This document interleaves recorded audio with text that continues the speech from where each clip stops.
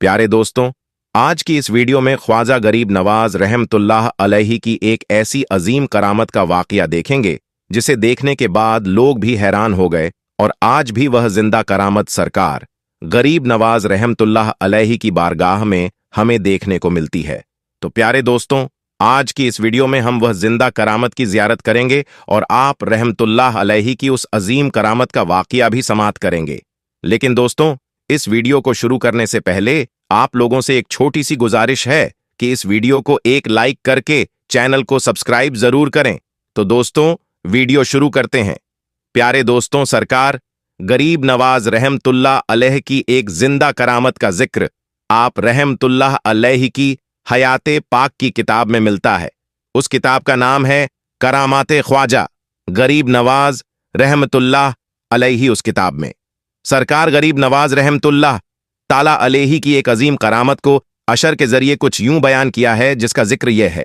एक मर्तबा एक बांझ औरत सरकार गरीब नवाज रहमतुल्लाह ताला अलैहि की बारगाह में हाजिर हुई और मजार के करीब बैठकर और जाली मुबारक को थामकर कहने लगी, मैं एक फरियाद लेकर आई हूं, या गरीब नवाज मेरी फरियाद सुन लीजिए। आधी उम्र निकल गई लेकिन अभी तक मेरी गोद खाली है। मैं बे औलाद हूं, मेरे पास माल दौलत तो सब कुछ है, मैं हर चीज से दिलशाद हूं, लेकिन मुझे एक ही चीज का रंजो गम है कि मैं बे औलाद हूं। फिर उसके बाद कहने लगी, आप अल्लाह के वाली हैं, आप अल्लाह के महबूब हो, मुझे औलाद की ख्वाहिश है, आप अल्लाह से मेरे हक में दुआ कीजिए कि मैं साहिबे औलाद हो जाऊं, और जब मुझे आपकी दुआओं से औलाद हो जाएगी तो उसे फौरन आपकी बारगाह में लेकर आऊंगी और आपके नाम से पकती हुई डेग में डाल दूंगी। फिर वह औरत वहां से चली गई और कुछ दिनों में उसकी दुआ कबूल हो गई। सरकार गरीब नवाज के वसीले से उसने जो भी दुआ मांगी थी अल्लाह ने उसे पूरी फरमा दी। फिर अल्लाह की कुदरत से उस औरत को हमल हुआ और 9 महीने के बाद उसके घर एक लड़का पैदा हुआ। फिर वह औरत इसका शुक्र अदा करने के लिए अपने लड़के को साथ लेकर सरकार गरीब नवाज रहमतुल्लाह अलैहि की दरगाह पर हाजिर हुई। फिर मज़ारे पाक के पास आई और कहने लगी, या गरीब नवाज रहमतुल्लाह अलैहि, यह अमानत आपकी है, मैं आपकी बारगाह में इसे आपकी के लिए लेकर आई हूं। जो वादा मैंने उस वक्त किया था, आज मैं उस वादे को पूरा करूंगी। अब यह आपकी मर्जी है, या तो आप उसे ले लीजिए या तो मुझे दे दीजिए। यह कहने के बाद वह औरत बच्चे को लेकर पकती हुई डेक के पास पहुंची और सरकार गरीब नवाज का नाम लेकर उस बच्चे को पकती हुई देग में डाल दिया।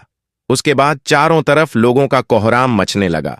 उस औरत की हिम्मत को देखकर हर कोई कहने लगा, ख्वाजा के नाम पर उसने अपना बच्चा दे दिया, देखो पकती हुई डेग में बच्चे को डाल दिया। फिर उसके बाद लोगों ने देखा कि अल्लाह की कुदरत और सरकार गरीब नवाज की करामत से वह गर्म पकती हुई डेग फौरन ठंडी हो गई और वह बच्चा बिल्कुल सही सलामत डेग के अंदर मौजूद था। फिर जब उस औरत ने अपने बच्चे को सही सलामत देखा तो अल्लाह का शुक्र अदा करने लगी और सरकार गरीब नवाज की धुन में यह कहने लगी, यह तो ख्वाजा का कर्म है, सब मेरे ख्वाजा का कर्म है, सुबहान अल्लाह। और दोस्तों, अभी जो आप यह देख रहे हैं, ये वही डेग है जिसमें कई सालों से आज तक सरकार गरीब नवाज रहमतुल्लाह अलैहि के नाम पर हजारों लाखों लोगों के लिए 100 मन लंगर बनता है और लोगों में तकसीम होता है। सुबहान अल्लाह। दोस्तों, यह थी सरकार गरीब नवाज रहमतुल्लाह अल की जिंदा करामत, जिसको अभी आपने समाअत किया। अल्लाह रब्बुल इज्जत की बारगाह में दुआ है कि अपने हबीब हजरत मोहम्मद सल्लल्लाहु अलैहि वसल्लम और सरकार गरीब नवाज और तमाम औलिया अल्लाह के वसीले से हम सबको मुकम्मल इश्क रसूल अता फरमाए, हम सबके ईमान की हिफाजत फरमाए और हम सबको नेक अमल करने की तौफीक अता फरमाए।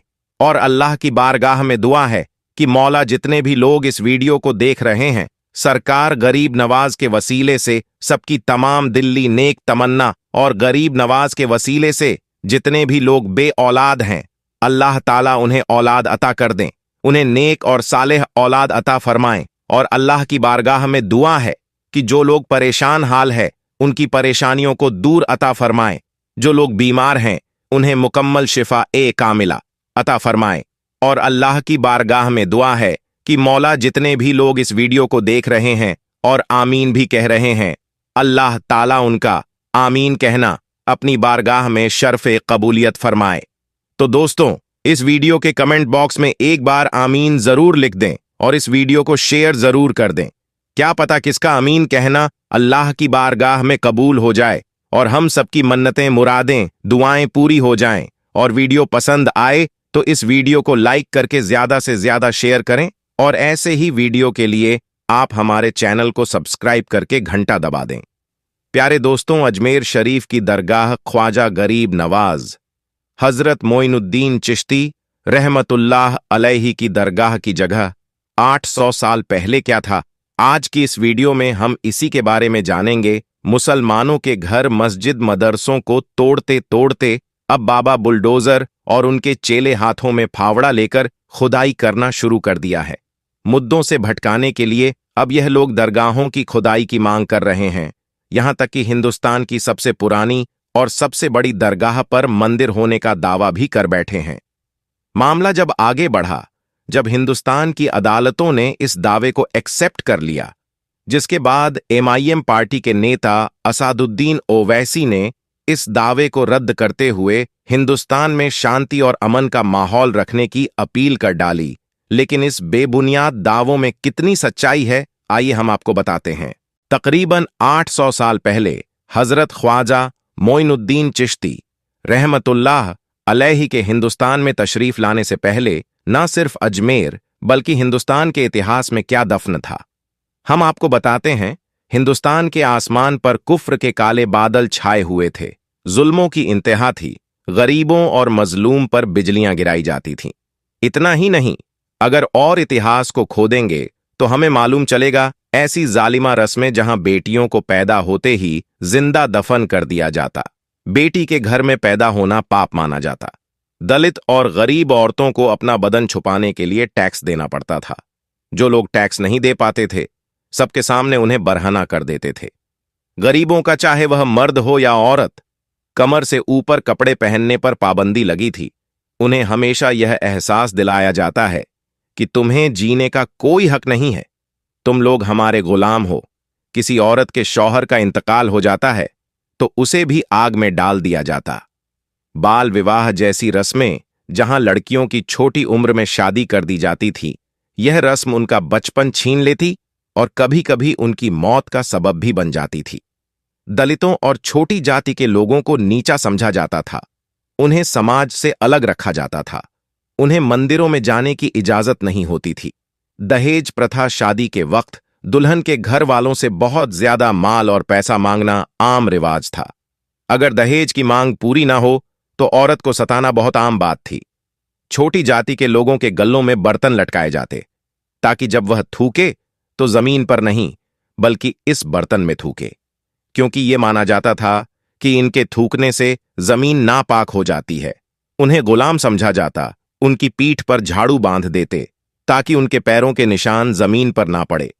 दोस्तों, खोदते खोदते इतिहास की गहराई पर जाए तो हमें मालूम चलेगा यह दलित आदिवासी भारत के सबसे पहले रहने वाले मूलवासी थे, जबकि आर्य समाज ब्राह्मण, यह लोग मध्य एशिया से भारत में आए थे। ये वही जगह है जहां आज तुर्क लोग रहते हैं।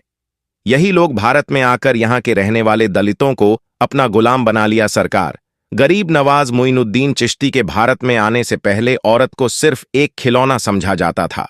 औरत का वजूद सिर्फ मर्द की ख्वाहिश पूरी करने का एक जरिया था। ना इज्जत थी, ना ही हक मिलता था, ना ही इंसानियत का लिहाज किया जाता था। औरत बस नौकर बनकर रहती थी, मर्दों के लिए दिन रात काम करती, उनका बोझ उठाती और अपनी मेहनत की कमाई तक उन्हें दे दिया करती। लड़की का पैदा होना एक शर्म समझा जाता था। लड़की पैदा होते ही मासूम चेहरे वाली इस नन्ही सी जान को जिंदा दफन कर देते। लेकिन इसके बाद मासूम बच्चियों की सिसकियां रंग लाई, गरीबों की आहों पुकार अर्शे इलाही से टकरा गईं। मजलूम की दुआओं पर अल्लाह को रहम आ गया और हिंदुस्तान में रोशनी और उम्मीद बनकर रसूल अल्लाह का एक शहजादा, अल्लाह का महबूब वली, गरीबों का हामी, दुखियारों का दुख दूर करने वाला, हकदार को उनका हक दिलाने वाला, औरतों को जुल्मों सितम से बचाने वाला, इस्लाम का नूर बनकर जुल्म और कुफ्र के अंधेरे को दूर करने के लिए अल्लाह के हुक्म पर हजरत ख्वाजा मोइनुद्दीन चिश्ती रहमतुल्लाह अलैहि हिंदुस्तान में तशरीफ लाए। आप हिंदुस्तान में इस्लाम लाएं, आपने आते ही औरतों के मुकाम को बुलंद कर दिया। माँ हो तो पैरों के नीचे जन्नत है, बेटी हो तो अल्लाह की रहमत है, बीवी हो तो बरकत और सुकून का जरिया है। यह दर्जा आपने हिंदुस्तान के लोगों को दिया। औरतों का भी जायदाद में हक है, यह बात आपने बताई। औरतों को उनका हक दिलाया, उनके हुकूक को मर्दों पर वाजिब करार दिया, मेहर का हक दिया, जायदाद और विरासत में हिस्सा दिया। औरतों को सिर्फ एक गुलाम नहीं बल्कि एक घर की रानी बना दिया। बेटियां जिन्हें पहले जिंदा दफन कर दिया जाता था, उसे मां बाप के लिए रहमत और दुआ का जरिया बना दिया। वह बेचारी औरतें जिनके शौहर मर जाते थे, तब उन्हें कैद में डाल दिया जाता, उन औरतों को आपने आजाद करा दिया और मर्द और औरत के बीच का बेजां फर्क को खत्म कर दिया। दोस्तों, सरकार गरीब नवाज़ा ने न सिर्फ औरतों को इज्जत दी बल्कि इंसानियत को एक मिसाल दे दी कि जालिम और मजलूम के दरमियां कैसे फर्क होता है। यह ख्वाजा गरीब नवाज का सबसे बड़ा करिश्मा है कि एक जालिम सोसाइटी को इंसानियत और इंसाफ की रोशनी से रोशन कर दिया। आपने ही जात पात की रस्मो रिवाज को खत्म कर दिया। अब मस्जिदों में बादशाह हो या गुलाम एक ही सफ में नजर आने लगे, गरीब हो या अमीर। इमामत करने का हक सबको बराबर मिलने लगा। बेलिबास को लिबास आपने पहनाया, सती प्रथा आपने खत्म की, झूठ अछूत की। बीमारी को समाज से दूर करने वाले आप थे, दहेज की लानतों को बताने वाले आप ही थे। भूखों को खाना आपने खिलाया और ना जाने ने कितनी ही बुराइयों को हिंदुस्तान से खत्म करने वाले आप ही थे। दुनिया भर को अमन और इंसानियत का पैगाम आपने दिया।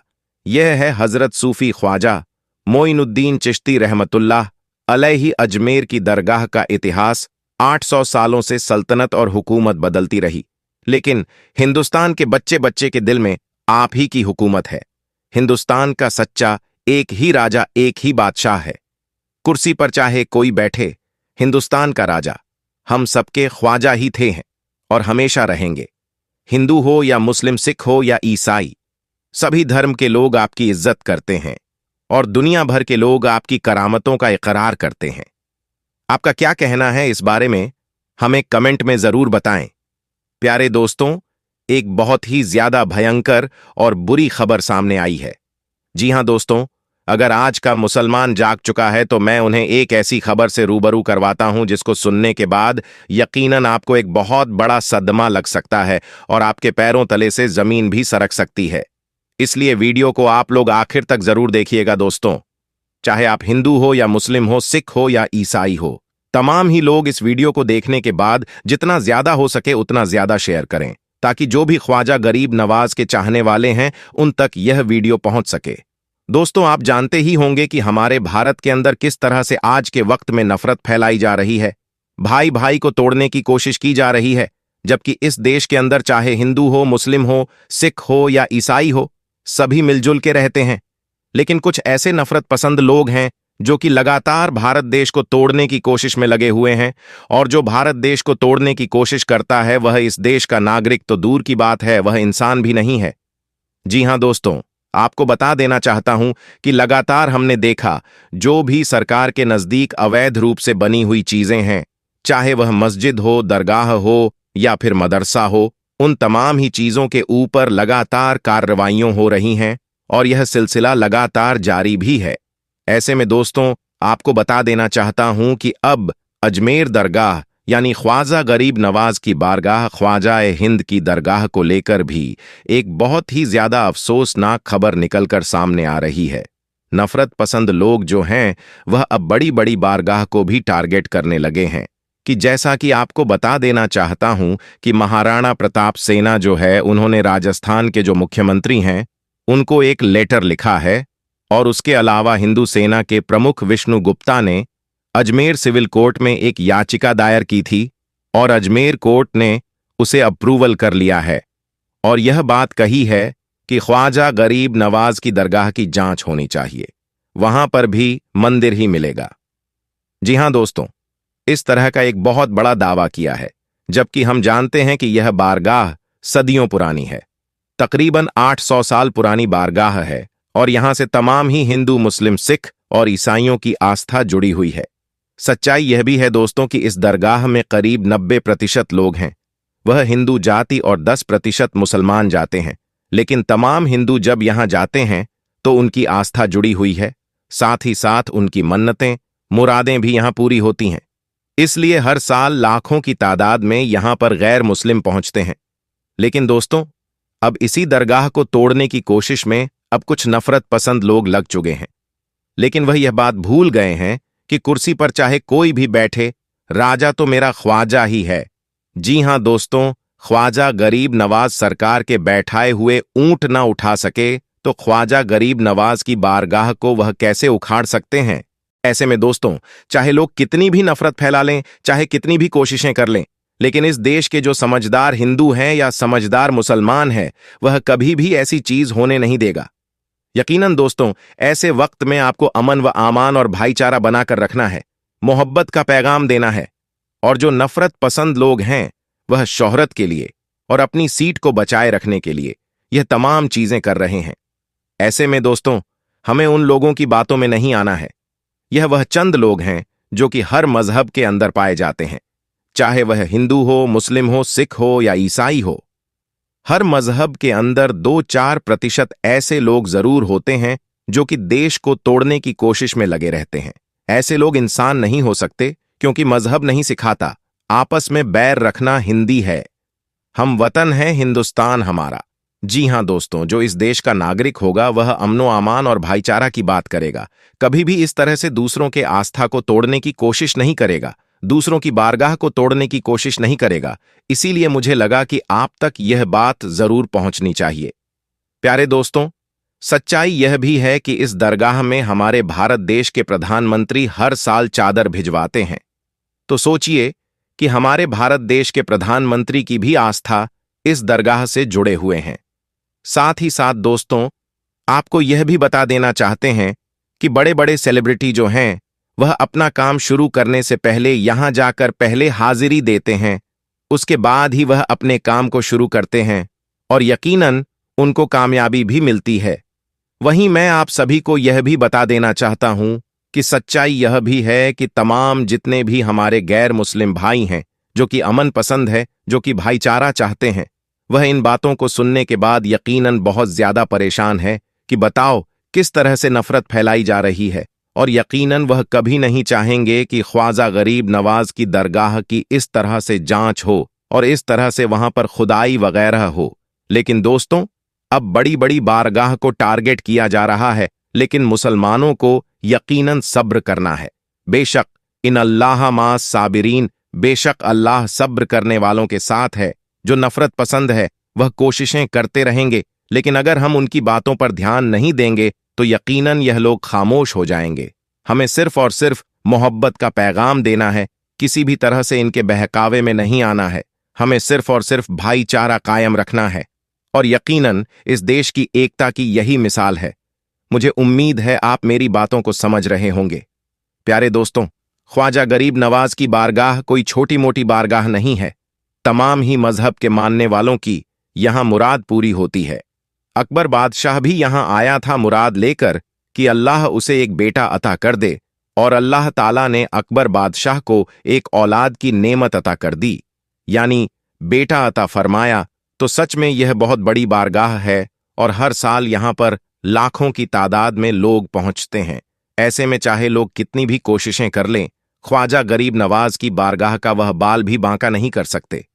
हमें पूरा यकीन है इस बात पर। दोस्तों, आज की वीडियो में बस इतना ही। मिलते हैं फिर एक नई वीडियो के साथ। तब तक आप अपना और अपनों का बहुत ज्यादा ख्याल रखिएगा। अस्सलामु अलैकुम। अल्लाह हाफिज।